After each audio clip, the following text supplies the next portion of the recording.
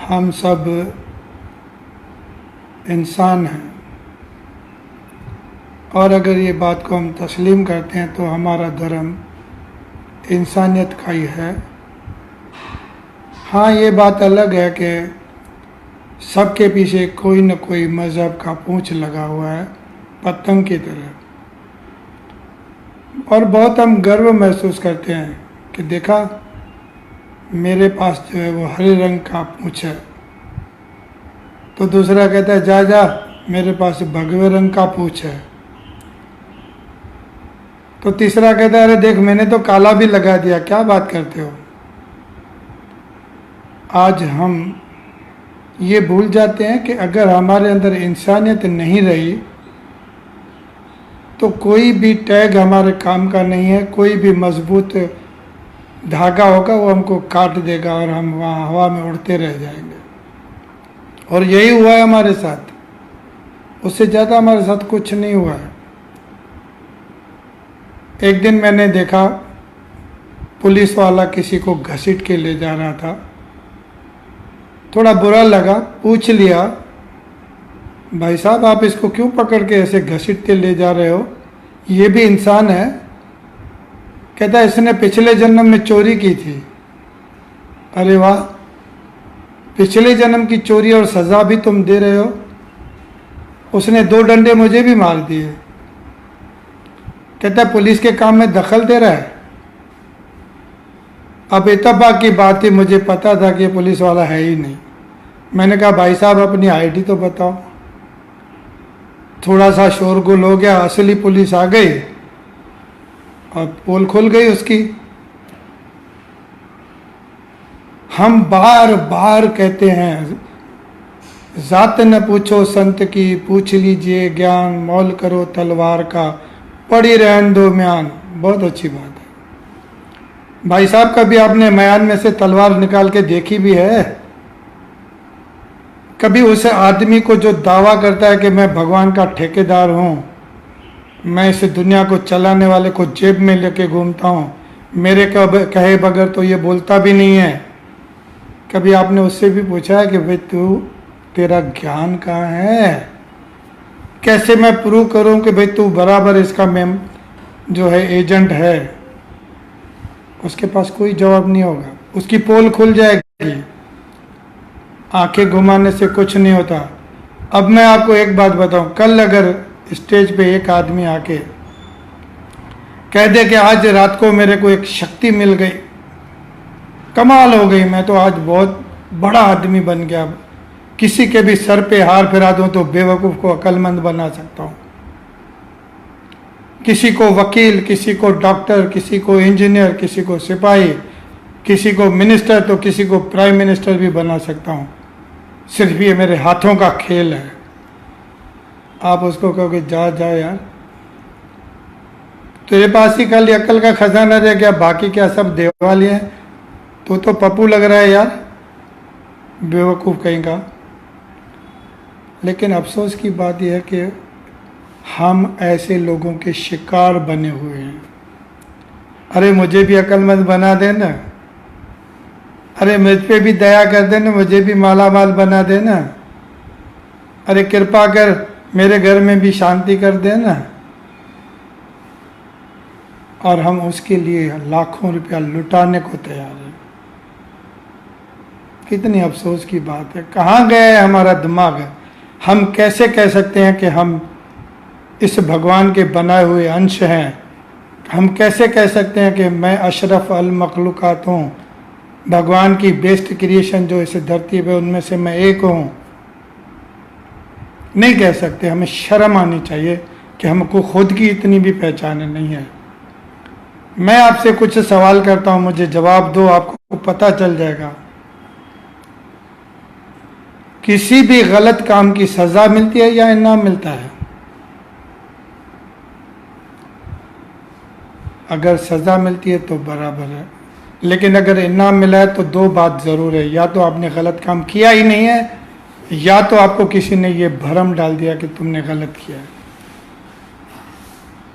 ये इंसानियत का जन्म जो है वो मेरा बेस्ट क्रिएशन ऑफ गॉड है, और मैं आज नायाब एक हीरा हूँ इस रब का, और मुझे ये बात को कभी नहीं भूलनी चाहिए। ये मेरे लिए बहुत ही ज़रूरी है, ये बहुत ज़रूरी है कि मैं अपनी पहचान करूं। आज मुझे ये धर्म के ठेकेदार घसीट के ले जा रहे हैं। कोई ऐसा नहीं रखा जिसके लिए वो कह सकें कि वो भगवान से मिले हुए हैं। न इनमें इंसानियत मिलेगी आपको, न इनमें धर्म मिलेगा, न ईमान मिलेगा, सिर्फ और सिर्फ ढोंग है। ये जन्म जात के ठग हैं। करोड़ों रुपए खुद कमाते हैं, करोड़ों रुपए घर में रख देते हैं, और आपको कहते हैं कि सेवा करो। किसकी सेवा? आपने कभी सोचा कि भगवान ने आपको क्यों इस घर में पैदा किया? क्यों आपके माँ बाप दिए? क्यों आपके भाई बहन दिए? क्यों आपके बच्चे दिए?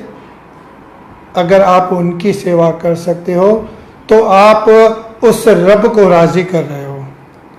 उसने आपको हेड ऑफ द फैमिली बनाया है।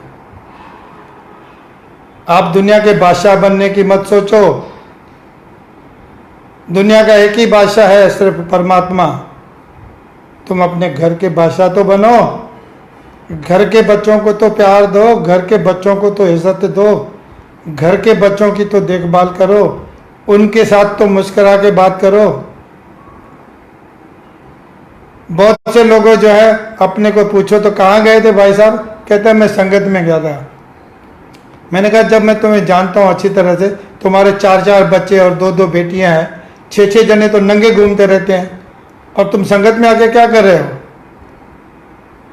अगर वो 150 रुपये से तुम कम से कम 2 जोड़ी कपड़े ले जाते तो 2 बच्चों के कपड़े तो हो जाते। क्या उससे रब राजी नहीं होगा? कभी तुमने ये भी सोचा क्या रब को क्या चाहिए? हम लोग जो हैं अक्ल के अंधे हैं। मजे की बात यह है कि लोग जो है ना, वो तो किसी और को बोलते हैं कि तुम अंधे हो, लेकिन हम तो जानबूझ के आंखें होते हुए अंधों के कांधे पे हाथ रख के उनके पीछे पीछे चल रहे हैं। क्या जरूरत है ये सब हमको करने की? हमको सोचना पड़ेगा, हमें विचार करना पड़ेगा, अपनी आंखें खोलनी पड़ेगी। भाई साहब, अगर आप किसी को 100 रुपये का चैरिटी कर रहे हो, पेटी में डाल दिया आपने, बहुत अच्छा किया, थैंक यू वेरी मच। अरे उससे तो 100 रुपये की चप्पल लेके किसी गरीब को पहनाओ ना, तो आपको जिंदगी भर दुआएं देगा। 4 बिस्किट लेके किसी को खिलाओ, उसका पेट भरो तो उसको दुआ मिलेगी, उसकी आंखों में चमक मिलेगी, आपको देखने को मिलेगा कि वो बच्चा कितना खुश हुआ है।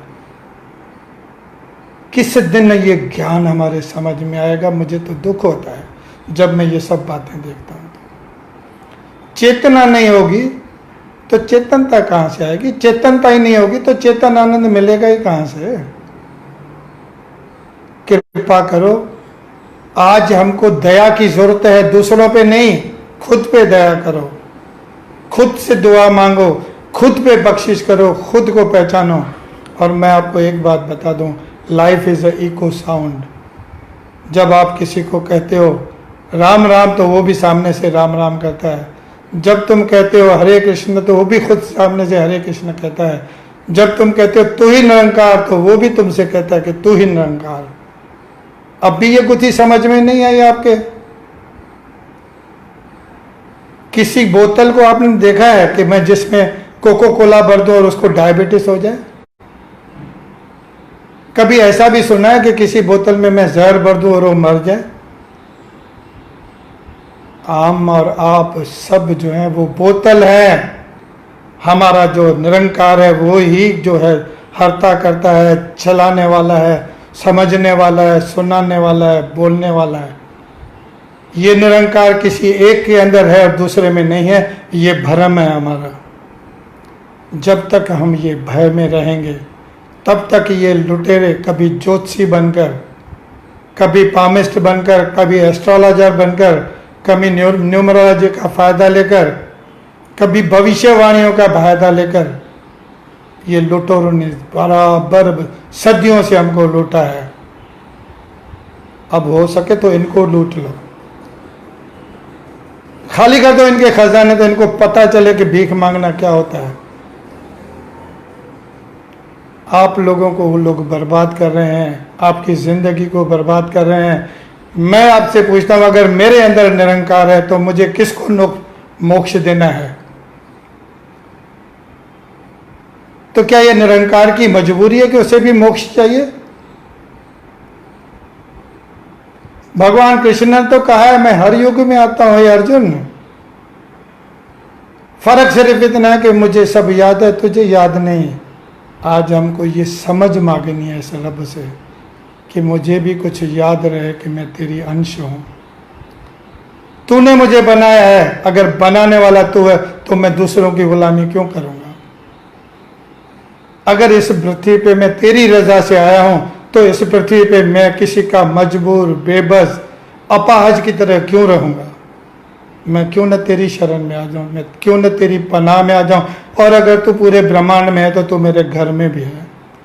अगर तू पूरे ब्रह्मांड में है तो मैं बाजार में खड़ा हूं तो वहां पर भी है। अगर मैं तू पूरे ब्रह्मांड के अंदर है तो मैं हवा में भी उड़ूं तो ये भी मेरे लिए कोई बड़ी बात नहीं है। हम लोग ये भूल जाते हैं। अगर ये सब कुछ दे सकता है तो इसने मुझे पंख क्यों नहीं दिए?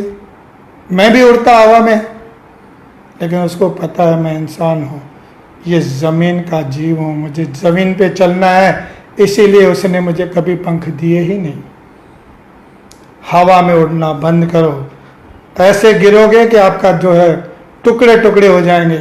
इसके लिए कृपा करो, सच को पहचानो, सच की आवाज़ दो, सच को समझो, सच को मानो। कहानियाँ लिखने वाले तो बहुत मिले, ऐसे बुक स्टॉल पे बहुत सारे बुक्स पड़े होते हैं। बख्श देना अगर मेरी कोई गलती हो तो कोई बात नहीं है, लेकिन एक बार तो ज़रूर इस बात को सोचना जो मैंने आपके चरणों में रखी।